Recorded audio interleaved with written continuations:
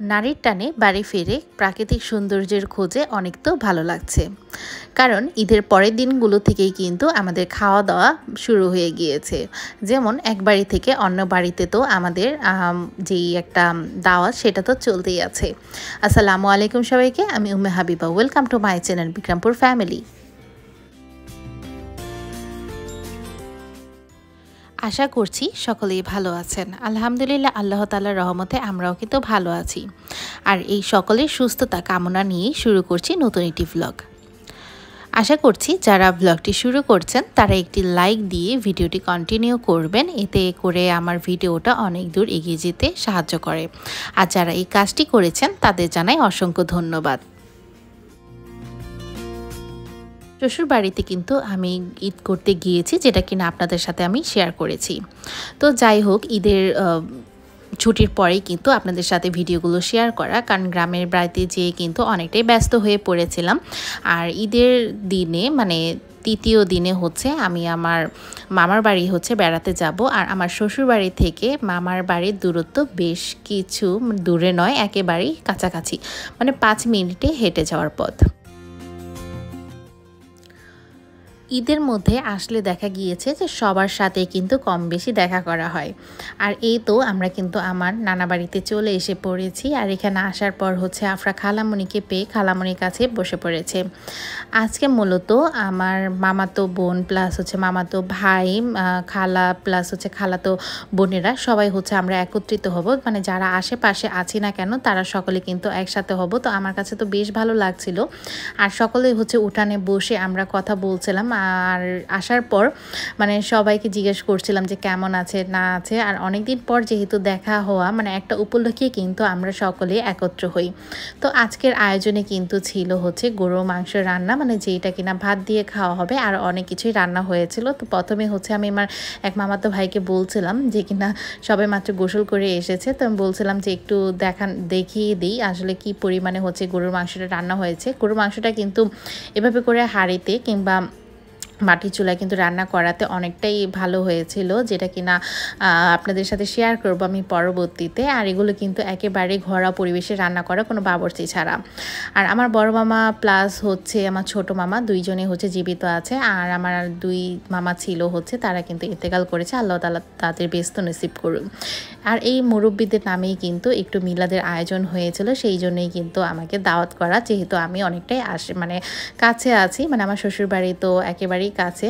তো আজকে রান্না কিন্তু হয়েছিল আরও কিছু, মানে গরু মাংসের সাথে কিন্তু খাওয়ার জন্য আরও হয়েছিল হচ্ছে মাছ। এটা হচ্ছে নদীর, মানে পদ্মা নদীর হচ্ছে রুই মাছ এনে ভুনা করেছিল, প্লাস হচ্ছে এখানে ছিল ভাজি, ডাল।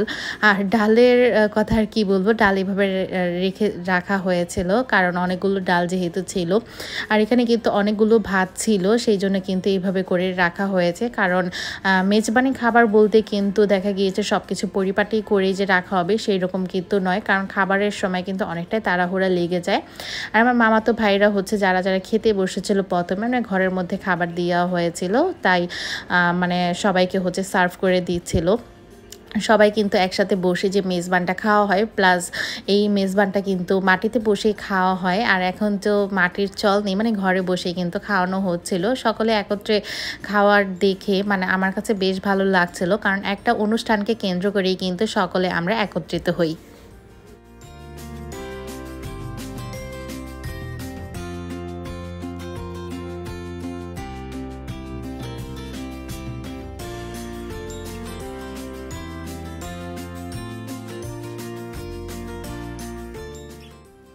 ছেলেদের খাবারের পরে কিন্তু আমরা বসে পড়লাম, যারা যারা আমরা ছিলাম ভাগ্নিরা প্লাস হচ্ছে আমরা বোনেরা কিন্তু একসাথে করে বসে পড়েছি, কারণ একজনকে ছাড়া তো আরেকজন খাওয়ার কথা কল্পনাই করা যায় না, যেহেতু অনেক দিন পর একসাথে হয়েছি। আর একসাথে বসে খাবার মজাটাই কিন্তু আলাদা।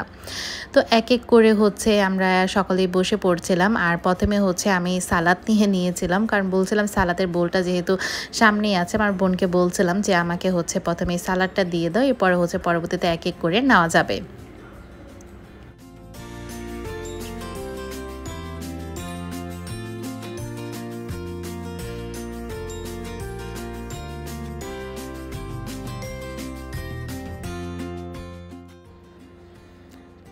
যারা খাতিরদারি করে মানে যারা একটু বেড়ে বেড়ে খাওয়ায় তাদের কিন্তু কষ্টই হয়। যেমন আমার সেজো মামার ছোট ছেলে হচ্ছে বেড়ে বেড়ে দিচ্ছিল যে সকলে কি নেবে না নেবে, আর এক এক করে হচ্ছে ভাতটা সাইড দিয়ে মানে এক সাইড থেকে হচ্ছে দিয়ে আসছিল। তা আমি হচ্ছে অপেক্ষা করছিলাম কতক্ষণে হচ্ছে ভাত দেওয়া হবে।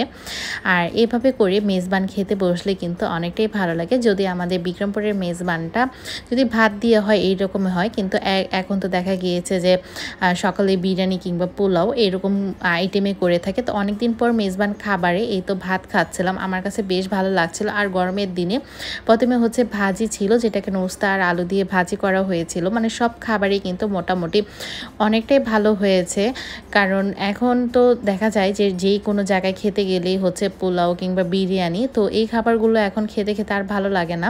তো আমার মামাতো ভাইকে বলছিলাম যে আমাকে ছোট্ট একটা মাছ দাও, তো বলছিলাম যে আর এর সাথে হচ্ছে একটু ঝোল দিয়ে খাবো। তো ঝোল ওঠাতে হচ্ছে দেরি করছিল, তো একের পর এক কিন্তু আমরা খেয়ে নিচ্ছিলাম। আর দেখতেই পারছেন যে ঐতিহ্যবাহী কিভাবে করে ডাল রেখেছে। তো এটা কিন্তু সবাই আপনারা কিছু খারাপ ভাববেন না, কিন্তু এটা কিন্তু ভালো বালতি ছিল যেটার মধ্যে কিনা ডাল রেখেছিল। আর এক এক করে হচ্ছে আমি মাংস নিয়ে নিলাম, প্লাস হচ্ছে হাড় নিয়ে নিলাম, কারণ হাড় খেতে তো সকলেই পছন্দ করে। তো আমার মামাতো ভাইকে বলছিলাম যে আরও মাংস দেওয়ার কথা। এখানে হচ্ছে দুইটা মানে একটু দুষ্টামি করে হচ্ছে দুইটা আলু দিয়ে গেল, যে এত আলু তো খেতে পারবো না।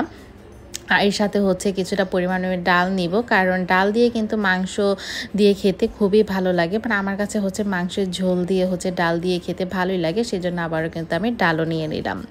তো সব শেষ, তো দেখা গিয়েছে যে মিষ্টি না খেলে হয় না, তো মিষ্টি নিয়ে নিয়েছিলাম আর হচ্ছে দই নিয়ে নিয়েছিলাম। এভাবে কিন্তু প্লেটে করেই কিন্তু খাওয়া হবে। তো আপনাদের অঞ্চলেও এই রকম করে মেজবান খাওয়ানো হয় নাকি, তো অবশ্যই কমেন্ট করে জানাতে ভুলবেন না। তো আমরা কিন্তু ঘরোয়া পরিবেশে অনেকটাই মজা করেছিলাম, আর এরকম করে কিন্তু একটা মেজবানের আয়োজন করা হয়েছিল, যেটা কিনা সকলে মিলে একসাথে করে আমরা অনেকটাই এনজয় করেছি।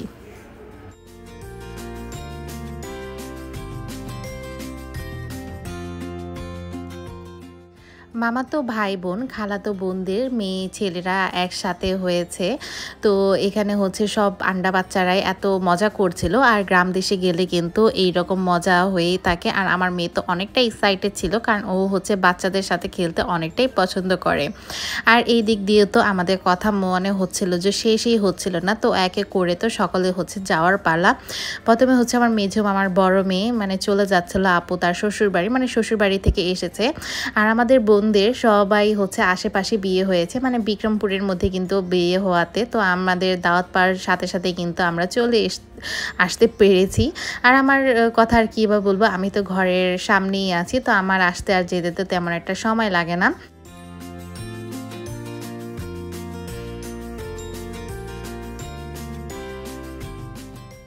সকলে কিন্তু একসাথে একত্রিত হওয়াতে অনেকটাই ভালো লাগছিল। যখন এক এক করে চলে যাচ্ছিল মনে হচ্ছিল যে আবার যে কবে আমাদের আবার দেখা হবে তা কিন্তু জানা নেই, কারণ হুটহাট করে হয়তো বা দেখা হয় কোনো একটা অনুষ্ঠানকে কেন্দ্র করেই।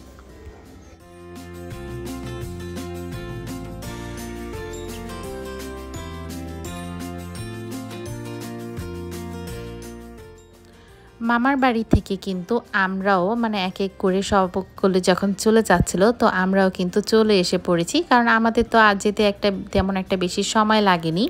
তো আমি প্রথমে হচ্ছে আমার বোনকে নিয়ে বললাম যে চলো একটু নদীর পাড়ের থেকে হাঁটা যায়, কারণ আমার ননাসের সাথেও হচ্ছে দেখা করার জন্য কিন্তু নদী পাড়ে যাওয়া হয়েছিল। আর নদী পাড়ে পরন্ত বিকালের সিনটা কিন্তু অনেকটাই ভালো লাগে। আর এমনিতেও কিন্তু আমার যে রিসেন্ট কয়েকটা ব্লগ শেয়ার করেছি, সেইখানে কিন্তু আপনাদের সাথে এই পদ্মা নদীর সাইডটার ভিউটা কিন্তু অনেকটাই শেয়ার করা হয়েছে। কারণ বিকালে সময় কাটাতে হলেই কিন্তু আমরা এখানে চলে এসেছি, কারণ আমাদের মানে শ্বশুরবাড়ি থেকে কিন্তু এই জায়গাটা একেবারেই কাছে। আর এখানে আসার পর পদ্মা নদীর ভিউটা কিন্তু অনেকটাই ভালো লাগে।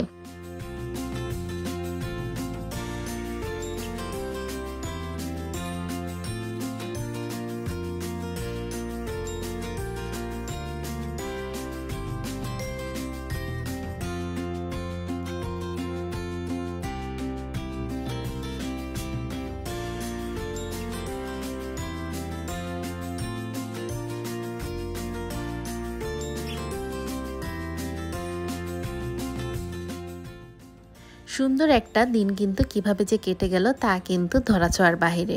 তো এখন হচ্ছে আমার বোনের বিদায়ের পালা, আর এখন কিন্তু আমারও ভ্লগ থেকে বিদায় নেওয়া। তো ভ্লগটি আপনাদের কেমন লেগে থাকলো অবশ্যই কমেন্ট করে জানাতে ভুলবেন না। ভিডিওতে একটি লাইক দিবেন এবং চ্যানেলটিকে সাবস্ক্রাইব করে পাশেই থাকবেন। আল্লাহ হাফেজ।